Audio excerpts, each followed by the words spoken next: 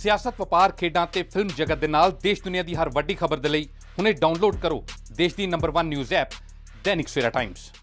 ਅੱਜ ਮਿਤੀ 23 ਅਪ੍ਰੈਲ 2020 ਤੱਕ ਜ਼ਿਲ੍ਹਾ ਲੁਧਿਆਣਾ ਵਿਖੇ 1267 ਸੈਂਪਲਸ ਕਲੈਕਟ ਕੀਤੇ ਗਏ ਨੇ, ਜਿਹਦੇ ਵਿੱਚੋਂ 1160 ਸੈਂਪਲਾਂ ਦੀ ਰਿਪੋਰਟ ਸਾਨੂੰ ਪ੍ਰਾਪਤ ਹੋ ਚੁੱਕੀ ਹੈ।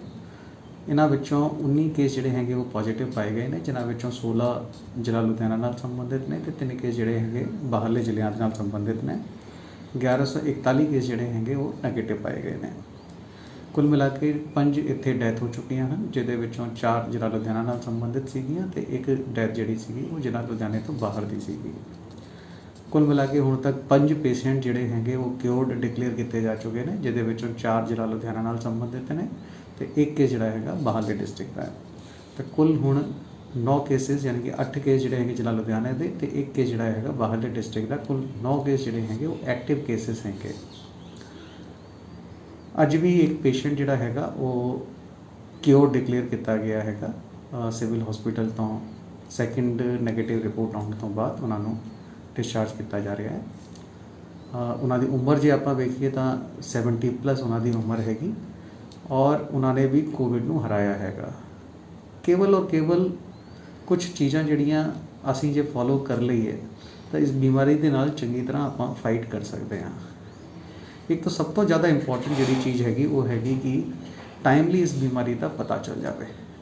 ਔਰ ਉਹਦੇ ਵਾਸਤੇ ਜਦ ਵੀ ਕਿਸੇ ਵੀ ਬੰਦੇ ਨੂੰ ਕਿਸੇ ਵੀ ਤਰੀਕੇ ਦਾ ਖਦਸ਼ਾ ਹੁੰਦਾ ਹੈ ਜਾਂ ਕੋਈ ਵੀ ਡਾਊਟ ਹੁੰਦਾ ਹੈ, ਕੋਈ ਵੀ ਸਿੰਪਟਮ ਇਸ ਤਰ੍ਹਾਂ ਦੇ ਫੀਲ ਹੁੰਦੇ ਨੇ ਕਿ ਉਹਨਾਂ ਨੂੰ ਖੰਘ ਹੈਗਾ, ਬੁਖਾਰ ਆ ਰਿਹਾ ਹੈਗਾ, ਡਰਾਈ ਕਫ ਹੈ, ਕੁਝ ਇਸ ਤਰ੍ਹਾਂ ਦੀ ਚੀਜ਼ਾਂ, ਕੁਝ ਇਸ ਤਰ੍ਹਾਂ ਦੇ ਸਿੰਪਟਮਸ ਜਿਹੜੇ ਹੈਗੇ ਉਹਨਾਂ ਨੂੰ ਵਿਖਦੇ ਨੇ, ਤਾਂ ਉਹਨਾਂ ਨੇ ਨਾਲ ਹੀ ਨਾਲ ਆਪਣੇ ਨੇੜੇ ਤੇੜੇ ਦਾ ਜਿਹੜਾ ਸਿਵਲ ਹਸਪੀਟਲ ਹੈਗਾ ਜਾਂ ਕੋਈ ਵੀ ਇਸ ਤਰ੍ਹਾਂ ਦਾ ਹਸਪੀਟਲ ਜਿੱਥੇ ਕਿ ਸੈਂਪਲਿੰਗ ਦੀ ਫੈਸਿਲਿਟੀ ਅਵੇਲੇਬਲ ਹੈਗੀ, ਉੱਥੇ ਤੁਰੰਤ ਜਾ ਕੇ ਆਪਣੀ ਸੈਂਪਲਿੰਗ ਜਿਹੜੀ ਹੈਗੀ ਉਹ ਕਰਾ ਲੈਣੀ ਚਾਹੀਦੀ ਹੈ।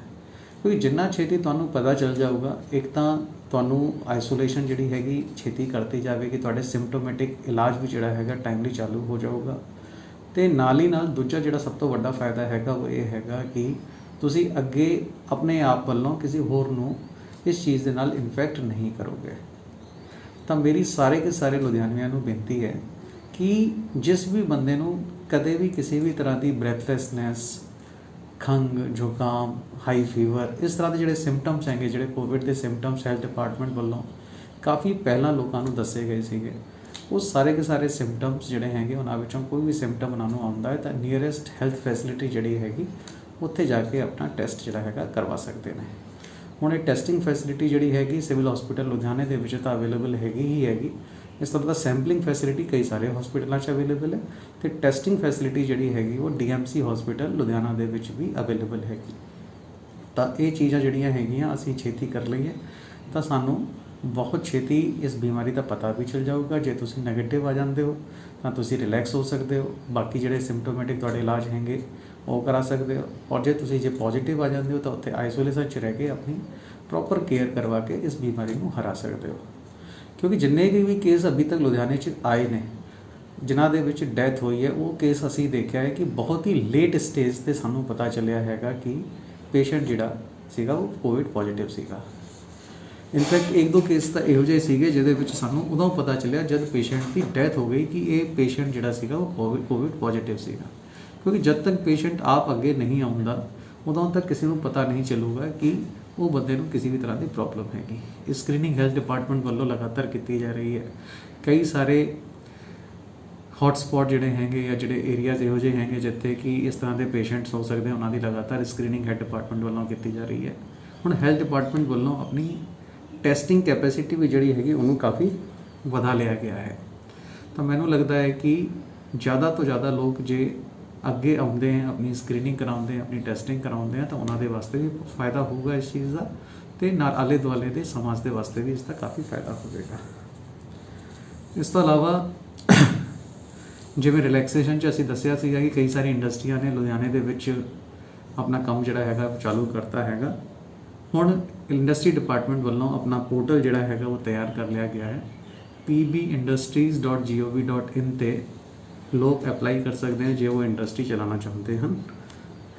ਇੱਕ ਇੰਡਸਟਰੀ ਵਾਲਿਆਂ ਨੂੰ ਬਹੁਤ ਵੱਡਾ ਕਨਫਿਊਜ਼ਨ ਸੀਗਾ ਕਿ ਜੇ ਉਹਨਾਂ ਦੀ ਇੰਡਸਟਰੀ ਦੇ ਵਿੱਚ ਕੋਈ ਵੀ ਬੰਦਾ ਪੋਜ਼ਿਟਿਵ ਆ ਜਾਂਦਾ ਹੈ ਤਾਂ ਉਹਨਾਂ ਦੇ ਖਿਲਾਫ ਸਖਤ ਕਾਰਵਾਈ ਕੀਤੀ ਜਾ ਸਕਦੀ ਹੈ। ਤਾਂ ਉਹਦੇ ਵਿੱਚ ਮੈਂ ਉਹਨਾਂ ਨੂੰ ਇਹ ਕਲੈਰੀਫਾਈ ਕਰਨਾ ਚਾਹਾਂਗਾ ਕਿ ਇੰਡਸਟਰੀ ਵੱਲੋਂ ਜੋ ਗਵਰਨਮੈਂਟ ਵੱਲੋਂ ਹਦਾਇਤਾਂ ਦਿੱਤੀਆਂ ਗਈਆਂ ਹਨ ਕਿ ਉਹਨਾਂ ਨੇ ਸੋਸ਼ਲ ਡਿਸਟੈਂਸਿੰਗ ਮੇਨਟੇਨ ਕਰਵਾਉਣੀ ਹੈ, ਲੋਕਾਂ ਨੂੰ ਮਾਸਕ ਪ੍ਰੋਵਾਈਡ ਕਰਾਣੇ ਹੈ, ਹੈਂਡ ਸੈਨੀਟਾਈਜ਼ ਕਰਵਾਉਣੇ ਹੈ, sanitation facility, hand washing facility ਜਿਹੜੀਆਂ ਹੈਗੀਆਂ ਇਸ ਤਰ੍ਹਾਂ ਦੀ ਚੀਜ਼ਾਂ ਪ੍ਰੋਵਾਈਡ ਕਰਾਉਣੀਆਂ ਨੇ। ਇਹ ਸਾਰਾ ਦਾ ਸਾਰਾ ਇੰਡਸਟਰੀ ਚਲਾਉਣ ਵਾਲੇ ਬੰਦੇ ਦੀ ਜ਼ਿੰਮੇਵਾਰੀ ਹੈਗੀ ਕਿ ਇਹ ਸਾਰੀ ਦੀ ਸਾਰੀ ਗਵਰਨਮੈਂਟ ਦੀ ਗਾਈਡਲਾਈਨ ਜਿਹੜੀਆਂ ਹੈਗੀਆਂ ਉਹਨਾਂ ਨੂੰ ਪੂਰੀ ਕਰੇ। ਜੇ ਖੁਦਾ ਨਾ ਖਾਸਤਾ ਕਿਸੇ ਬੰਦੇ ਨੂੰ ਪੋਜ਼ਿਟਿਵ ਆ ਜਾਂਦਾ ਹੈ ਔਰ ਇੰਡਸਟਰੀ ਵੱਲੋਂ ਕੋਈ ਵੀ ਕਿਸੇ ਵੀ ਤਰ੍ਹਾਂ ਦੀ ਅਣਗਹਿਲੀ ਨਹੀਂ ਕੀਤੀ ਗਈ ਹੈ ਤਾਂ ਫਿਰ ਇੰਡਸਟਰੀ ਡਿਪਾਰਟਮੈਂਟ ਦੇ ਖਿਲਾਫ ਜਾਂ ਇੰਡਸਟਰੀ ਵਾਲੇ ਬੰਦੇ ਦੇ ਖਿਲਾਫ ਕਾਰਵਾਈ ਉਹਦੇ ਵਿੱਚ ਜ਼ਰੂਰੀ ਨਹੀਂ ਹੈ ਕਿ ਹੋਵੇ। ਲੇਕਿਨ ਜੇ ਅਣਗਹਿਲੀ ਪਾਈ ਜਾਂਦੀ ਹੈ ਤਾਂ ਓਬਵੀਅਸਲੀ ਫਿਰ ਗਵਰਨਮੈਂਟ ਵੱਲੋਂ ਉਸ ਦੇ ਖਿਲਾਫ ਕਾਰਵਾਈ ਕੀਤੀ ਜਾ ਸਕਦੀ ਹੈ। ਤਾਂ ਜਿਹੜੇ ਵੀ ਇੰਡਸਟਰੀ ਵਾਲੇ ਹੈਗੇ ਉਹ ਜ਼ਰੂਰ ਅੱਗੇ ਆਉਣ ਕਿ ਆਪਣੀ ਇੰਡਸਟਰੀ ਨੂੰ ਚਲਾਉਣ ਦੇ ਵਾਸਤੇ ਔਰ ਸਾਰੀ ਦੀ ਸਾਰੀ ਗਵਰਨਮੈਂਟ ਦੀ ਗਾਈਡਲਾਈਨਸ ਨੂੰ ਫੋਲੋ ਕਰਨ। ਜੇ ਉਸ ਤੋਂ ਬਾਵਜੂਦ ਵੀ ਕੋਈ ਬੰਦਾ ਪੋਜ਼ਿਟਿਵ ਆ ਜਾਂਦਾ ਹੈ ਤਾਂ ਓਬਵੀਅਸਲੀ ਜੇ ਉਹਨਾਂ ਦੀ ਗਲਤੀ ਨਹੀਂ ਹੈ ਤਾਂ ਕੋਈ ਵੀ ਉਹਨਾਂ ਦੇ ਖਿਲਾਫ ਕਾਰਵਾਈ ਉਸ ਦੇ ਵਿੱਚ ਨਹੀਂ ਬਣਦੀ। ਇਸ ਤੋਂ ਇਲਾਵਾ ਇੰਡਸਟਰੀ ਤੇ ਉਸ ਦੇ ਨਾਲ ਜੁੜੀ ਹੋਈ ਲੇਬਰ ਔਰ ਗਵਰਨਮੈਂਟ ਵੱਲੋਂ ਭਾਵੇਂ ਉਹ ਕੇਂਦਰ ਸਰਕਾਰ ਹੋਵੇ, ਰਾਜ ਸਰਕਾਰ ਹੋਵੇ, ਉਹਨਾਂ ਵੱਲੋਂ ਇਹਨਾਂ ਨੂੰ ਕੀ ਸਹੂਲਤਾਂ ਦਿੱਤੀਆਂ ਜਾ ਰਹੀਆਂ ਹਨ ਔਰ ਕਿਹੜੇ ਸਿਚੁਏਸ਼ਨ ਦੇ ਵਿੱਚ ਉਹਨਾਂ ਵੱਲੋਂ ਕੀ ਕੀਤਾ ਜਾਣਾ ਚਾਹੀਦਾ ਹੈ। ਉਹਦੇ ਵਾਸਤੇ ਇੱਕ ਅਸੀਂ ਸਪੈਸ਼ਲ ਪ੍ਰੋਗਰਾਮ ਜਿਹੜਾ ਹੈਗਾ ਕੱਲ ਸ਼ਾਮੀ 4 ਵਜੇ ਲੈ ਕੇ ਆ ਰਹੇ ਨੇ। ਇੱਕ ਫੇਸਬੁੱਕ ਲਾਈਵ ਪ੍ਰੋਗਰਾਮ ਜਿਹੜਾ ਹੈਗਾ ਉਹ ਆਰਗੇਨਾਈਜ਼ ਕੀਤਾ ਜਾਵੇਗਾ ਜਿਹਦੇ ਵਿੱਚ industry department, labour department, EPF ਔਰ ESIC ਡਿਪਾਰਟਮੈਂਟ ਜਿਹੜੇ ਹੈਗੇ ਉਹਨਾਂ ਦੇ ਐਕਸਪਰਟ ਜਿਹੜੇ ਹੈਗੇ ਅਸੀਂ ਉਹਨਾਂ ਨੂੰ ਬੁਲਾਇਆ ਹੈਗਾ ਔਰ ਉਹਨਾਂ ਦੇ ਨਾਲ ਅਸੀਂ ਲਾਈਵ ਇੰਟਰੈਕਟ ਕਰਾਂਗੇ। ਲੋਕ ਆਪਣੇ ਕੁਐਸਚਨ ਜਿਹੜੇ ਹੈਗੇ ਇੰਡਸਟਰੀ ਨਾਲ ਸੰਬੰਧਿਤ, ਮਾਈਗ੍ਰੈਂਟ ਲੇਬਰ ਨਾਲ ਸੰਬੰਧਿਤ ਜਿਹੜੇ ਹੈਗੇ ਉਹ ਉੱਥੇ ਸਾਨੂੰ ਪੋਸਟ ਕਰ ਸਕਦੇ ਨੇ, ਜਿਨ੍ਹਾਂ ਦੇ ਅਸੀਂ ਉੱਥੇ ਮੌਕੇ 'ਤੇ ਜਵਾਬ ਦੇਵਾਂਗੇ। ਇਸ ਤੋਂ ਇਲਾਵਾ ਇੱਕ ਨਵਾਂ ਆਰਡੀਨੈਂਸ ਜਿਹੜਾ ਹੈਗਾ ਉਹ ਜਾਰੀ ਹੋਇਆ ਹੈ ਕਿਉਂਕਿ ਕਈ ਸਾਰੀ ਥਾਵਾਂ 'ਤੇ ਇਸ ਤਰ੍ਹਾਂ ਦੀ ਸ਼ਿਕਾਇਤਾਂ ਆ ਰਹੀਆਂ ਸੀਗੀਆਂ ਕਿ ਬਹੁਤ ਸਾਰੇ ਹੈਲਥ ਵਰਕਰ ਜਾਂ ਡਾਕਟਰਸ ਵਗੈਰਾ ਦੀ ਟੀਮਾਂ ਜਿਹੜੀਆਂ ਹੈਗੀਆਂ ਜੋ ਕਿ ਲੋਕਾਂ ਦਾ ਇਲਾਜ ਕਰ ਰਹੀਆਂ ਹੈਗੀਆਂ ਉਹਨਾਂ ਦੇ ਉੱਤੇ ਅਟੈਕ ਹੋ ਰਹੇ ਸੀਗੇ, ਉਹਨਾਂ ਦੇ ਨਾਲ ਲੜਾਈ ਝਗੜੇ ਹੋ ਰਹੇ ਸੀਗੇ, ਉਹਨਾਂ ਨੂੰ ਇੰਜਰਡ ਕੀਤਾ ਜਾ ਰਿਹਾ ਸੀਗਾ। ਤਾਂ ਉਹਦੇ ਵਿੱਚ ਉਹਨਾਂ ਦੀ ਪ੍ਰੋਟੈਕਸ਼ਨ ਦੇ ਵਾਸਤੇ ਗਵਰਨਮੈਂਟ ਆਫ ਇੰਡੀਆ ਵੱਲੋਂ ਇੱਕ ਆਰਡੀਨੈਂਸ ਬਣਾਇਆ ਗਿਆ ਹੈ ਜਿਸ ਦੀ ਕਾਪੀ ਸਾਨੂੰ ਹੁਣੀ ਪ੍ਰਾਪਤ ਹੋਈ ਹੈ। ਉਸ ਦੇ ਮੁਤਾਬਿਕ ਅਸੀਂ ਸਾਰਿਆਂ ਨੂੰ ਇਹ ਵਾਰਨ ਕਰਨਾ ਚਾਹੁੰਦੇ ਹਾਂ ਕਿ ਜੇ ਕੋਈ ਵੀ ਬੰਦਾ ਇੰਡਸਟਰੀ ਡਿਪਾਰਟਮੈਂਟ ਡਾਕਟਰਸ ਜਾਂ ਹੈਲਥ ਵਰਕਰਸ ਦੇ ਖਿਲਾਫ ਕੋਈ ਵੀ ਕਿਸੇ ਵੀ ਤਰ੍ਹਾਂ ਦੀ ਨਿਊਸੈਂਸ ਕਰਦਾ ਹੈ ਤਾਂ ਇਸ ਐਕਟ ਦੇ ਮੁਤਾਬਿਕ ਉਹਨਾਂ ਦੇ ਖਿਲਾਫ ਕਾਰਵਾਈ ਕੀਤੀ ਜਾ ਸਕਦੀ ਹੈ।